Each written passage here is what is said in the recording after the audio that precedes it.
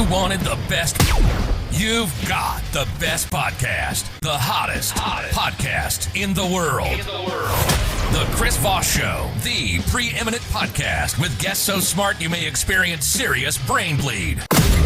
Get ready. Strap yourself in. Keep your hands, arms, and legs inside the vehicle at all times, because you're about to go on a monster education roller coaster with your brain. Now, here's your host, Chris Voss. Ready to go on a monster roller coaster ride with your brain and brain. Maybe not the brain bleeding part, but we'll go off on one. Hi guys, welcome to the Chris Voss Show. We're glad you tuned in today. We're just glad that you tuned in today. We like the other days, but we're really especially glad today. I don't know why, it just sounded like something fun that I'd say, but we certainly appreciate you, and I hope you always know that we love you like the family that doesn't judge you, which is the only family, I think, at this point.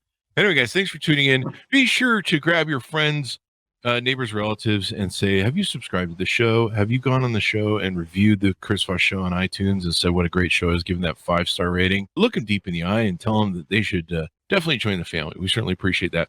Go to goodreads.com/Chris Voss, see everything we're reading and reviewing over there. Go to all our groups on Facebook, LinkedIn, Twitter, Instagram, that big LinkedIn newsletter and LinkedIn group that we have over there on LinkedIn.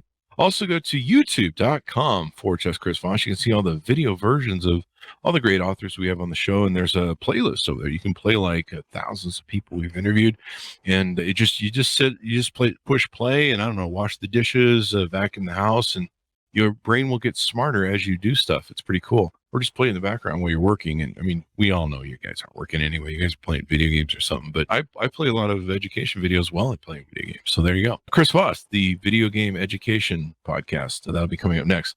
So we're excited to announce my new book is coming out. It's called Beacons of Leadership, Inspiring Lessons of Success in Business and Innovation. It's going to be coming out on October 5th, 2021. And I'm really excited for you to get a chance to read this book. It's filled with a multitude of my insightful stories, lessons, my life, and experiences in leadership and character. I give you some of the secrets from my CEO entrepreneur toolbox that I use to scale my business success, innovate, and build a multitude of companies. I've been a CEO for, 33, 35 years now. We talk about leadership, the importance of leadership, how to become a great leader, and how anyone can become a great leader as well. Or order the book wherever fine books are sold. Anyway, guys, thanks for tuning in. Today we've got an amazing author on the show. He's the amazing of the new book that just came out April 20, 2022. I love all the twos in there. He is the author of Gin, Jesus, and Jim Crow, Prohibition and the Transformation of Racial and Religious Politics in the South, Making the Modern South. Brendan J.J. Payne is on the show with us today. He's going to be talking to us about his amazing research that went into this book and everything behind it. He is the son of evangelical missionaries to Japan. He earned a BA in history from Wheaton College in 2008 and MDiv from Gordon Cornell in 2012. What's going on with me today? These twos are getting to me. I'm being overwhelmed by the twos. And a PhD in history from Baylor University in 2017. Since 2018, he's fought and taught full-time at North Greenville University, a Southern Baptist school in South Carolina, where he has been a history department chair since 2020. Along with his wife, Catherine, he loves hiking in South Carolina upstate, particularly Paris Mountain State Park, and they also enjoy board games during the pandemic, it says here. Reading, hosting a small group of local evangelical church people, and also pina coladas while being on the beach. Welcome to the show. How are you, my friend, Brendan? Doing well, thank you. How you doing, Chris? There you go. I had to throw the pina colada in there thing because it was either that or else the partridge in a pear tree for all those cool things that you're doing with you and your family. Give us your .com so people can find you on the interwebs. Well, so my .com is under construction. During the pandemic, things fell by the wayside. So I'm hoping to get my .com up and running shortly, but right now it's under construction. So do not enter, do not pass go. All right. You're on Twitter. I know that at the very least. Can people find you over there? Yeah. So BJJ Payne, Payne, is the handle. Mm-hmm. And you can order his books wherever fine books are sold. Remember to go in the fine bookstores, not those alleyway bookstores. You need a tetanus shot if you go into them. So what motivated you want to write this book, Brendan? Sure. I was inspired to search the topic by when I was at Gordon Conwell. I was getting my master's in divinity. I was thinking about maybe going into the ministry at that point. But, one thing led to another. And one of my professors, Garth Rizal, said, you should really think about looking more into prohibition and religion. And so I said, okay.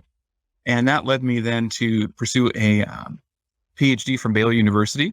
And as I was studying there, I realized it's not just about the spectrum of religious views on prohibition that's so interesting. It's also the role of race in the prohibition question. It's so important. And the primary sources, time and again, reveal the importance of race. So that's basically the crux of the whole book. I'm looking at views on prohibition religiously and also in terms of race in the U.S. South. Now, when you say prohibition, is that in the alcohol era of prohibition? Or Yeah. Prohibition?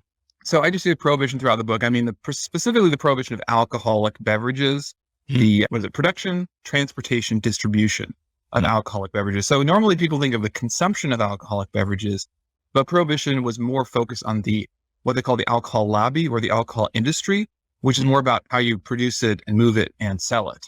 That's what they're targeting mostly. So some states never actually banned the drinking of alcohol, just the commerce side of it, because they were concerned about saloons. They were concerned about the culture around alcohol, which led, of course, to very real abuse and abandonment and health issues, of course. And so that's a lot of the focus is on how we're getting the alcohol in people's hands, and let's target that. And so how did that mix with gin, Jesus, and Jim Crow and religious racial politics in the South? Yeah, so that's a big story. For more details, read the book. But essentially, the argument is being made that... All right, well, thanks for coming by, everyone. Right. Sure. So the elevator speech version of that is, first, there's a shift from the 1880s when prohibition had not really been a seriously considered thing in the South until after the Civil War. And then Southern evangelical preachers are particularly interested in how can we, boost our influence in society? How can we kind of bring more order? And they were showing more alignment with some Northern and Western reformers. Whereas before the Civil War, they were very wary of any sort of abolitionism or anything like that, which is very much a Northern idea. And so in the 80s, you'd have this Southern Baptist, Southern Methodist really taking on the issue of prohibition as they've changed their own religious views. Again, Christian tradition's been affirming moderate alcohol use since forever. I mean, since going back to like the Seder meal that the Last Supper was based on, right? So holy wine is an ancient idea that Christians used to endorse. And basically the argument I make is, religiously speaking, prohibition changed religious practices, religious teachings, and religious involvement in politics. And that becomes this determinative shift from politics and political preaching is not okay in a religious sense to not only is it okay, but it's recommended in the South. And that happens from the 1880s to the 20s. Wow. And then you also have on the racial side of things, in the 1880s, there's attempts at interracial cooperation on prohibition. But as those efforts fail throughout the South, white prohibitionists tend to lean more towards, we're just going to get rid of all the voters that disagree with us, poor whites, African Americans, Mexican Americans, and embracing Jim Crow, not so much the segregation side of Jim Crow, but the political disfranchisement side of Jim Crow. Oh. That becomes increasingly associated with prohibition, and African Americans increasingly are siding openly with brewers and distillers to get out their votes because of Jim Crow, they're losing the vote. So you have this movement of African Americans being more anti-prohibitionists in order to preserve their civil liberties, and white prohibitionists becoming increasingly more blatantly white supremacist in their rhetoric until the 1930s. Yeah, so there's these two shifts over time. Religious politics changes, racial politics changes, and prohibition's right there in the middle of all of it. Were they lobbying for prohibition, or is this just an adaptation of when the laws got enacted? Yeah, that's a great question. And so I argue that you look at a lot of these leading white prohibitionists, and they are themselves changing their attitudes over time. Like, the white supremacism is something that most white people, North, South, West, whatever, in the U.S. at that time thought. But the close connection between Jim Crow is enacted in the 1890s, early 1900s. And that is when prohibition becomes the most critical issue in the South from, the early 1900s to 19-teens. And the last gasp of African-American voting, mass voting in the South, is actually during Jim Crow against prohibition. So you have African-Americans literally fighting, sometimes at the same time, voting against both prohibition bills and, Jim Crow bills. In 1910, 1911, 1912, African-Americans casting decisive votes because the white votes are now divided. And African-Americans, because of their alliance with brewers, are able to pay for poll taxes or get organized to pay poll taxes. So I basically argue that Jim Crow was pushed part by white supremacists, partly to push prohibition. And secondly, the last gasp of mass Black voting in the U.S. South under Jim Crow in the 19-teens was against Prohibition. So in other words, as long as Prohibition wasn't in place, there was some hope for some real political participation for African Americans in the South because of this large white industry supporting them. Once alcohol gets banned in the South, once Prohibition is in place on the statewide and then the federal level in the 19-teens and 1920s, then African Americans are no longer playing a major role in politics until you get to the civil rights movement in the 50s and 60s. So that's the argument politically for African Americans. Was it like a targeting of like what Nixon did with the drug war, which was, I mean, I think it's Ehrlichman who's admitted that they did it as a racial war thing. Oh yeah, to attack. So was that what they were trying to do with? I would say it's about racial control. Now the rhetoric you get from white prohibitionists in the 1900s and teens is, and even into the 20s, they use this language of, well, you see, the reason we have this lynching problem is because, the old threadbare lie, as Ida B. Wells calls it, the idea that African-American men are going to do something to white women. And so the concern is if you don't give these folks alcohol, they won't do bad things. And therefore it's a matter of social control. But I would say specifically in the South of racial control, because it's coded that way. In other words, not only are people in general using alcohol and that's causing problems, but even you see the rhetoric from whether they're progressive or more conservative whites in the South that embrace Prohibition, like this guy, Richmond Pearson Hobson, Alabama, big progressive guy, like for women's voting rights and all these sorts of things, labor laws. He also basically in his rhetoric, I say over time, accelerates this trend from alcohol hurts everyone. Everyone is transformed by alcohol to specifically targeting Native Americans and African Americans as people particularly prone to violence and danger if alcohol is not banned. So there's this idea of racial control, even among the more progressive voices in the U.S. South. Wow. But also, leading Methodist clergy, other politicians, this language of racial control is, in other words, we need this in order to protect African Americans from themselves sort of language, and also protect white women. And so you have this weird sort of trajectory where the rhetoric of white supremacism dovetails with Prohibition rhetoric, and this idea of suppressing African Americans, and in Texas also Mexican Americans, and uplifting white women, both in terms of protecting white women, but also giving white women the vote.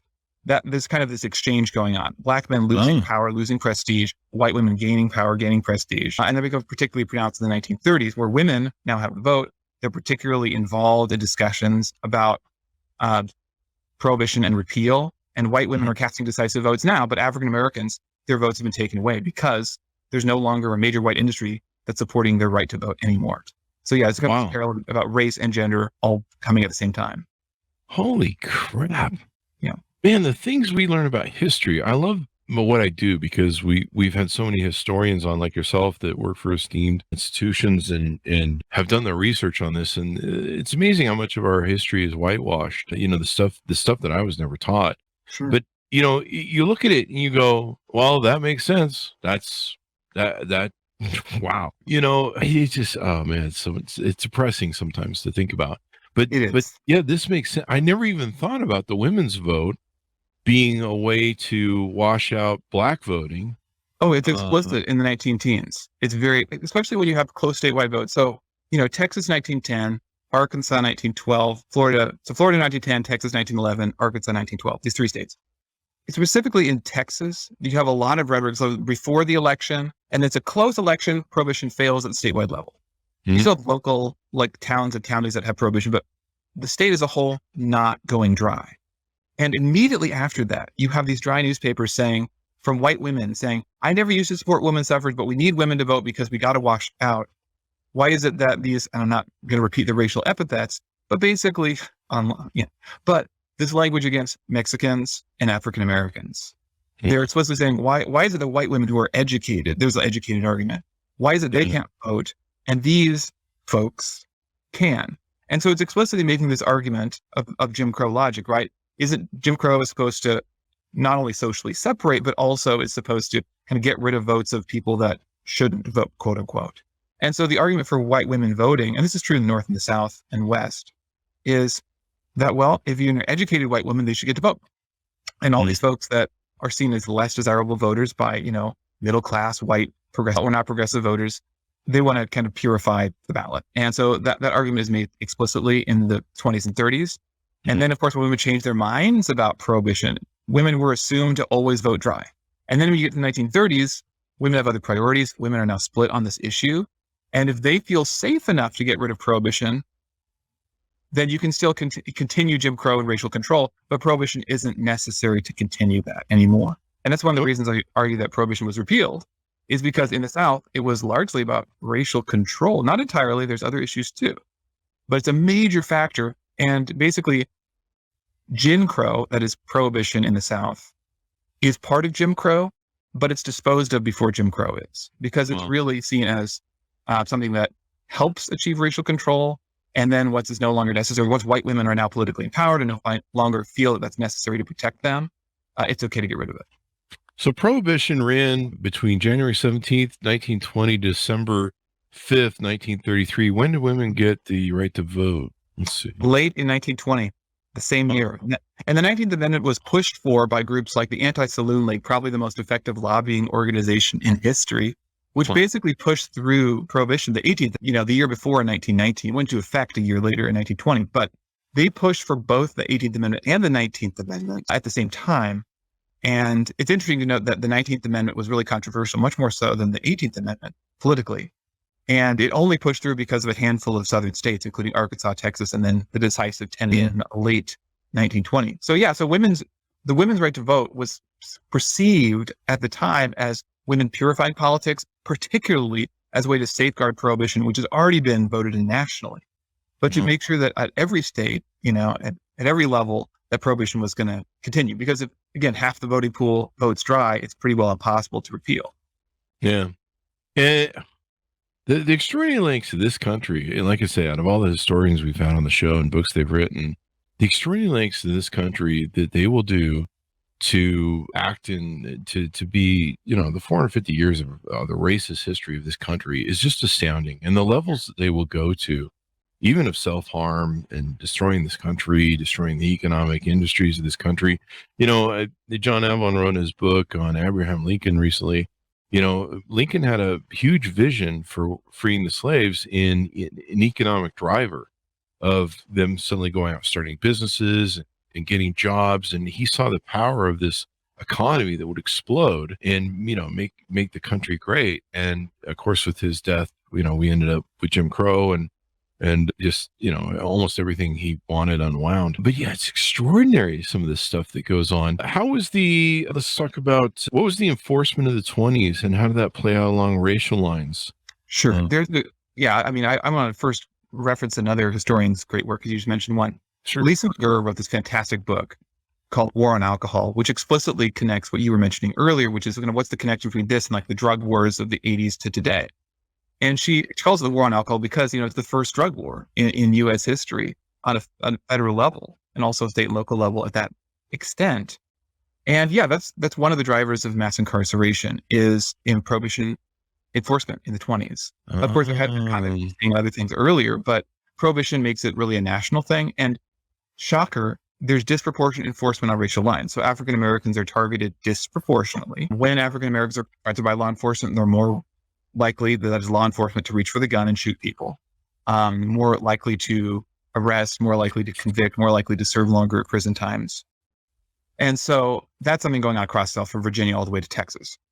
So yeah, you have that system. And then of course, once the war on alcohol ends in the 30s, you still have this precedent of drug laws being disproportionately enforced in certain neighborhoods. And that gets picked up and expanded in the late 20th century. But the precedent of kind of mass incarceration for drug offenses starts with prohibition. And you bet that's going to be disproportionately enforced against African Americans, as in fact was the case. Wow.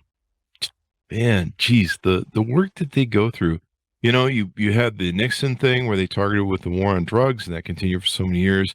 You had the Reagan years where they took away the social programs and increased police and prisons. And of course, what happened then? We've had a couple of authors who wrote some books about their family experiences in the Reagan years. And, they basically funded drug addiction and helped, they took away social programs that were supporting people that, rehab and different things like that, basically increased police presence. And of course, what do you do when you do that? The police got to have somebody to arrest. So they go find stuff to do, and people end up on the streets with drugs and alcohol and everything else. And then the jails fill. And then it's kind of interesting how many people fill the jails and how disproportionate that is. It's insane what this country does with race. Just insane how insidious and interwoven into the fabric of our society. And then to see the CRT battles going on right now, where, oh God, no one should ever, uncover what we've been up to all these years. So thank God for people like you who write books and this stuff. What are some other things we want to tease out, or aspects that encourage people to go buy the book and check it out?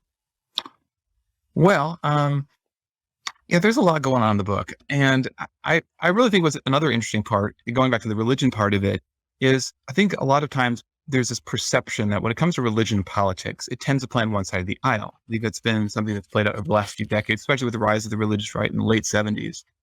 And there's some great books by many historians on like why that happened.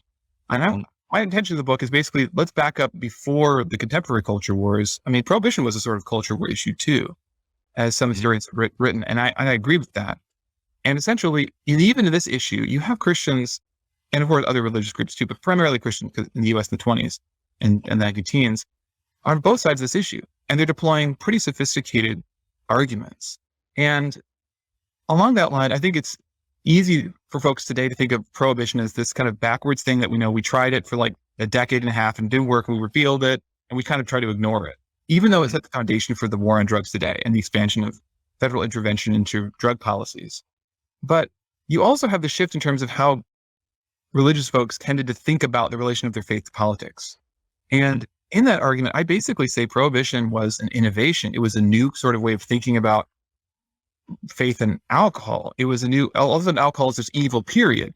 But it had never been the case throughout Judeo-Christian tradition for thousands of years. They've always think of, wine as a good thing in moderation, even, mandatory communion.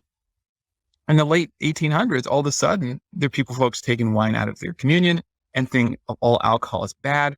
That's a really innovative way of looking at, how one does one's religion, the relationship with tradition. And so in my book, I'm basically arguing that the more traditionalist perspective was against prohibition. Prohibition was seen as not this sort of traditionalist conservative thing at all. It was innovative. It was new. It was, authentically, I would argue, sort of this Americanist idea of we can recreate the world in our own image according to our own common sense of any given period.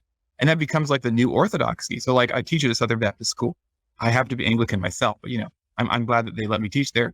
And, my faith tradition doesn't have as much of a problem with, the communion wine. Whereas for Southern Baptists, this has been a thing for 100 years now. And now it's really new orthodoxy. But if you look back 200 years, you have Baptists like Elijah Craig, one of the first distillers of bourbon in the world, and when he died, there was no hint of scandal about that.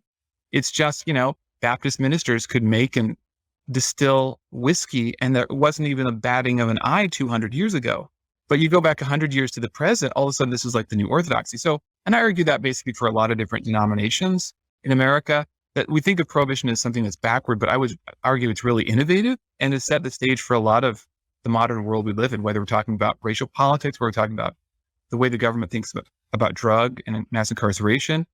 Prohibition really changed a lot of things. And again, even though, yes, it has changed a lot of the way people think about American religion and politics, there is a wide spectrum of views, even going back to Prohibition. And back then, it didn't really line up on like left versus right. It was more of, are we taking more of a traditionalist stance on alcohol that moderate use is okay? Or maybe we should have regulation rather than bans, versus this really idealistic, perfectionistic impulse to cleanse politics and get rid of alcohol. The alcohol is pure evil, this sort of dichotomistic, Manichaean sort of view of the world, good, evil, black, white. And that's what really, I think, drove Prohibition, is this Americanist idea to perfect society. And it was very, at the time, tied with progressivism, which was trying to make society better. And yes, sometimes that sort of ideology in the past, in 1910s and 20s, a lot of progressives were employed in a way that was also trying to take away the vote from unworthy folks. So that it was tied in with Jim Crow in the South. So you have this weird mixture 100 years ago of, more cutting edge, modernistic thinking people, but also what we would now think of as sort of regressive racial attitudes. Yeah. So it's complicated. And I argue that that's the way it is in culture wars, right? It's complicated. Things change over time. But as now, like then, people with different religious perspectives, even within the Christian community, there's a wide range of perspectives on any given issue, especially like laden culture war issues. People make religious arguments across the spectrum today, and that's still the case over 100 years ago with Prohibition too.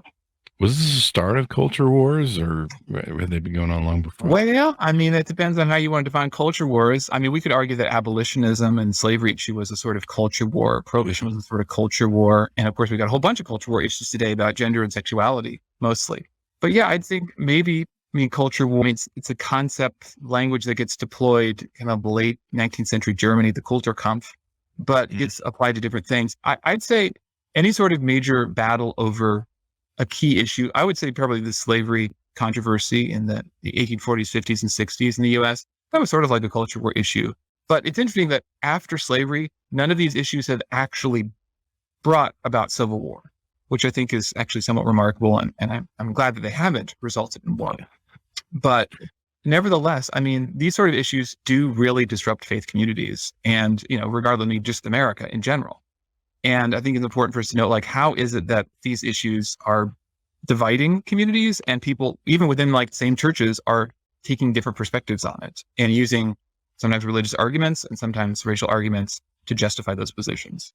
It's interesting. I guess we have hundreds of years of progressive people trying to, adapt to the future. And we have people always trying to claw us back and drag us back or stay in their positions of power and security, I guess. It's all power and money when it comes down to it, really. Mm-hmm. But yeah, it's always interesting. I guess you can go back to who was the guy that they killed because he wouldn't believe in God, theory of the universe. Yeah, which one? Yeah, pick any one of them. There's been this war going on of it.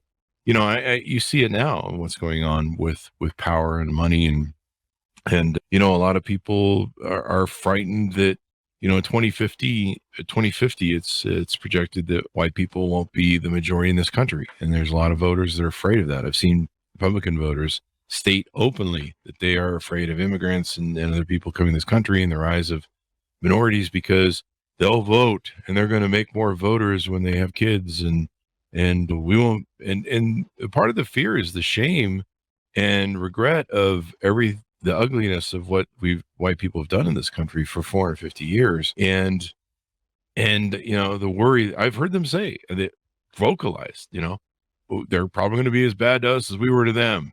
And so they're afraid of that overturn of power, which is really interesting kind of a point of view to have. Maybe if you want people to treat you better, you should treat them better. That could be. I think Jesus wrote something about that. I don't know. I'm an atheist. It quotes a lot of Jesus stuff out of the book. It's a book. He's got some great quotes. It's a good self-help manual, how to live life and be a good person. If he's an atheist, sometimes I'll be like, what would Jesus do? Now, if we could just get more Christians to do that, we'd be probably better off. One other question I had for you in the book, it's just stunning. The history of this country. You talk about between Catholics and Protestants and the relationship between those. So was there some infighting there that went on, or some sort of? Oh yeah. So a lot of U.S. Protestants, just Protestants in general, until sort of recently, actually, in the late 20th century, used to see Catholics as just the worst, as a big threat. What's interesting to me is that in the 1880s, the same time where there's attempts by white Protestants who are dries, that is prohibitionists, to reach out to African Americans and vice versa. In other words, interracial cooperation on prohibition. You also have attempts to win over Roman Catholics.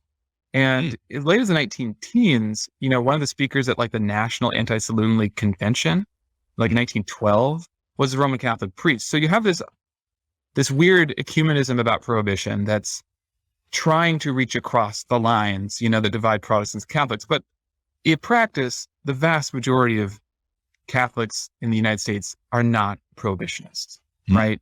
And so you still have this general sense that the heavy lifting in the Prohibition Coalition is like Baptists, Methodists, Churches of Christ, Presbyterians, these kind of guys. And Episcopalians and Lutherans and Roman Catholics and these traditionalist denominations, they're kind of holding it at arm's length. But yeah, the nadir, the low point of Protestant Catholic relations about prohibition is not in the 1880s and 90s. It's later on in 1928, because, of course, the Democratic presidential nominee in 1928 is Albert Emanuel Smith, who's the child of immigrants. He's from the New York Fourth Ward. He's got this New York accent. He's a wet. He wants to repeal Prohibition personally. And he's very, unashamed about it, pretty public. And so this is this conundrum in the South, because the South saw the Democratic Party as like the party of white supremacy until, 60 years ago, during the civil rights. Well, LBJ kind of changes that. Yeah. And a little bit, the New Deal and all that, the Democratic Party had kind of moving away from that for decades. But until pretty recently, 60 years ago, the Democratic Party in the South was really, the party of white supremacy. And so in 1928, Southern Democrats are worrying, like, what are we going to do? Because we got to vote for the Democrat. But also, when it comes to the Republican candidate, he's a Protestant and he's a dry. And the Democratic, candidate, he's a Catholic and he's a wet. And he's from New York. We can't vote for this guy either. And so across the South, there's this political earthquake going on of questioning, should we or shouldn't we vote for the Democratic candidate? Should we break? And I basically argue in my chapter, rebels against Romanism. So instead of having the Democratic Party being the party of, as they said, Republicans in the 1880s said it's the party of Romanism, rebellion, Now it's these former rebels turning against both Rum and Roman Catholicism, explicitly in the candidate Val Smith. So and that's the time in 28 when anti-Catholic rhetoric in the U.S. kind of reaches an all-time low mark. It's just like, in terms of it's bad. It's all the torrent, the floodgates of anti-Catholicism are pouring forward because Protestants are worried that, Catholics are going to take over if we let this guy win. And so even in the deep South, you have states like Texas and Florida that are voting for Republicans, some of them for the first time ever. And it's because of this fear of Catholicism. You have the only Prohibition Party candidate to ever win a governor's office, wins it in the late 19 teens in Florida. Sidney Johnson Katz, who's horribly racist, horribly anti-Catholic, and also a big proponent of Prohibition. And so these things go hand in hand later rather than earlier, which goes against kind of the narrative of like America's kind of getting better and better and better. It's like, well, it depends on the issue. Because when it comes to Prohibition, anti-Catholicism ramps up in the 19 teens and 20s, and then sort of dies down during repeal during the 30s because we've got bigger fish to fry and, Prohibition's being repealed and maybe Roman Catholics aren't so bad after all. And so that's kind of a thing to look out for too in culture war. Sometimes we think things are going to get better and they don't. Yeah. Well, how crazy. And then, of course, you saw that, Catholics were, a lot of people were against John F. Kennedy. There was like, I don't know if he can win because he's a Catholic. And you just look at that now and you're just like, seriously? Yeah. Like, Joe Biden's the second U.S. president's Catholic and nobody knows or cares. It's like, this is kind of a big deal, that we have a Catholic president and the Supreme Court is majority Catholics, whether they're liberal or conservative. It's like, most Supreme Court is mostly Catholic. If that happened, 80 years ago, most Protestants would have set their hair on fire, if they knew that the Supreme Court was majority Catholic or the president was Catholic. And so we got 2 out of 3 branches of government, that are controlled by Catholics, and nobody cares because partly that's because of reforms in the Catholic Church in Vatican II in the 60s, where they kind of calming down and making themselves more palatable to Protestants, but also because on culture war issues, ever since like Phyllis Schlafly, this Roman Catholic woman, housewife and mother of many, and she bills herself as anti-feminist, even though her own political empowerment was made possible by feminists a generation earlier. And here she is, speaking out against feminism. And of course, she's like an icon. She just died a few years ago, but she did more than probably any one person to cement this kind of alliance between conservative Catholics and conservative Protestants. And so nowadays, it doesn't matter whether you're conservative Protestant or Catholic when it comes to politics. It matters, are you a conservative or are you a liberal, right? And so both Catholics and Protestants fit those bills. And so there's this weird sort of situation where your denomination doesn't matter as much as who you're voting for, and I think that goes back to this, what made Catholicism more acceptable in American policy and culture is this idea that my political enemies are more important than my religious opponents. Wow. Note to self, move to Canada. Fuck it. I'm done. I'm just done. I'm so done. I don't know. I may have to just to get out of a fascist country in 2024, 2022, 24. Anyway, this is so amazing to learn, and just it deepens our history of understanding of our history of what's going on and how insidious this has been with our racial politics and religious politics and white nationalism and everything else, what we're fighting right now, the Betsy DeVosses who want to, turn us into theocracy and some of that going on. And, the funny thing about that is, I mean, my understanding is she's a big Calvinist. And it's like a lot of people the right don't realize that she's, what she wants is her Calvinist religion, and it will become Americanized and ban all other sort of religions. It's really just insane to me. But it's important that we understand these histories and learn about them as well. Anything more you want to touch on about the book before we go out? Yeah, sure. I mean, we talked about one of the lowlights of the book, and like, oh man, I don't want people to think like, oh, you're going to read this book and get depressed, right? There's a lot. I'm just getting depressed. I'm sorry. Yeah, I mean, this is interesting. I mean, it definitely ties into a lot of these issues you're bringing up. Although one great thing about my book is, everybody I'm writing about is dead. So number one, it's like, yeah, you can make those parallels, but I'm kind of throwing it out there to the readers, like, you make the connections. You're right. So I'm not just talking about what I'm talking about in the past. Second thing, there's a lot of interesting folks that I want people to learn more about. One of them is John B. Raynor. He's an African-American guy, really interesting life story, always had the political bug, and he kept on changing his perspective. So he raises, his dad was a white guy, actually, so he's interracial. His dad was a Whig politician in North Carolina. So then he grows up Republican during Reconstruction, moves over to Texas, becomes a populist.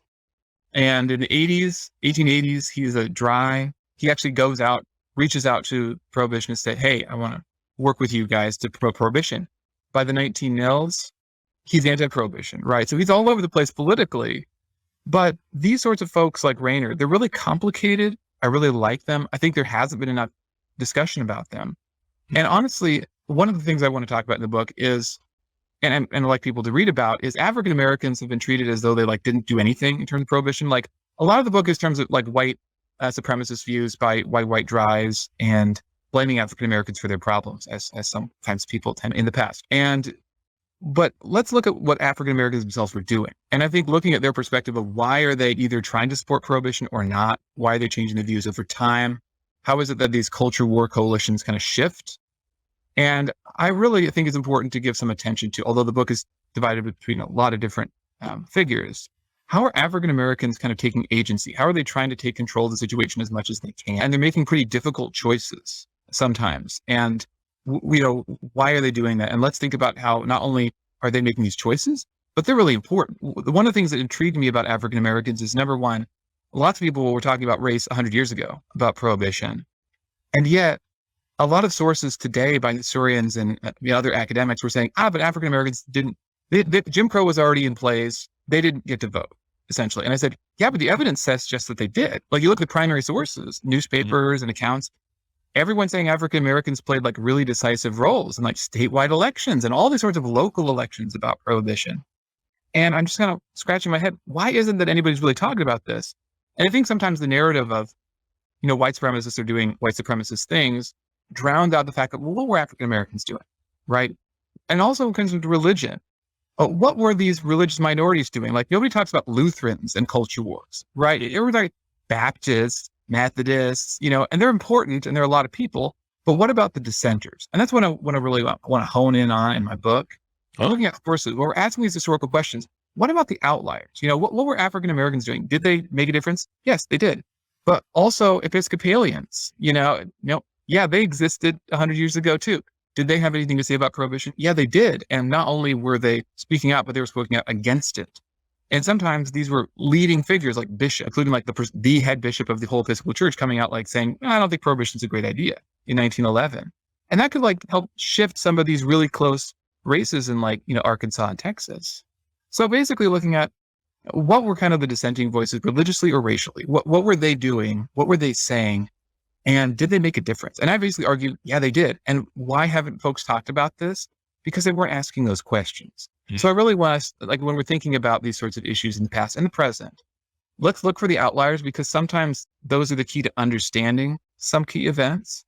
And when we're not asking bigger questions and frankly, being more inclusive in terms of who are we considering as we ask these questions, we can miss big pieces of the puzzle and kind of draw wrong conclusions. So it's not just about hey, let's include voices because we're trying to be inclusive. It's because we want to get the facts right.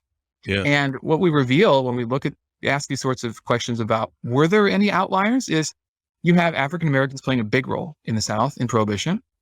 You have religious minorities like Episcopalians and Lutherans and Roman Catholics playing decisive roles in these contests. And you have, surprises that come up that give us a more accurate understanding of the past than if we were just staying to the well-worn, this is the conventional wisdom that we've always heard. Mm-hmm. Yeah, it's important people learn history. I mean, there's a saying that I always have that I did. I think it's a ripoff, it's some sort of innovation I've done on somebody else's thing. Yeah. The one thing man can learn from his history is man never learns from his history. So thereby we just keep going on our cyclical nature. So thank you very much for writing the book. It's really important. We learn all these things, and that's what I love about my show. We have these great historians like yourself, researchers, and people from esteemed institutions that have done the, tens of thousands, 100,000 of hours of research and help shine a light and educate people more so their history is painted in more, and our history isn't whitewashed. I mean, I was raised with a history that was just, here's a bunch of white paint. There you go. That's your history there, buddy. It's a Jesus and John Wayne, a quote from a friend's book, Kristen Dumais. Anyway, guys, thank you for being on the show. We really appreciate it. Thanks, Chris. It's been a pleasure and a delight. Thank you. Give me your Twitter account so people can find you on the interwebs there. Yeah, so it's BJJ Payne, Payne, is the handle at Twitter. So please follow me on Twitter, and I'll let you know when my website is presentable and decent. Get that website up. There you go. Thanks for tuning in to my audience. We certainly appreciate you guys being here. Go order the book. You definitely want to learn more about history, because otherwise you're just a mark, and if you don't understand history, you don't understand the future. The book is called Gin, Jesus, and Jim Crow: Prohibition and the Transformation of Racial and Religious Politics in the South, Making the Modern South, by Brendan J.J. Payne. Order up today. Thanks for tuning in. Go to youtube.com/Chris Voss. Hit the bell notification. Go to goodreads.com/Chris Voss. And all the groups on Facebook, LinkedIn, Twitter, Instagram, all those places. Be good to each other. Stay safe. And we'll see you guys next time.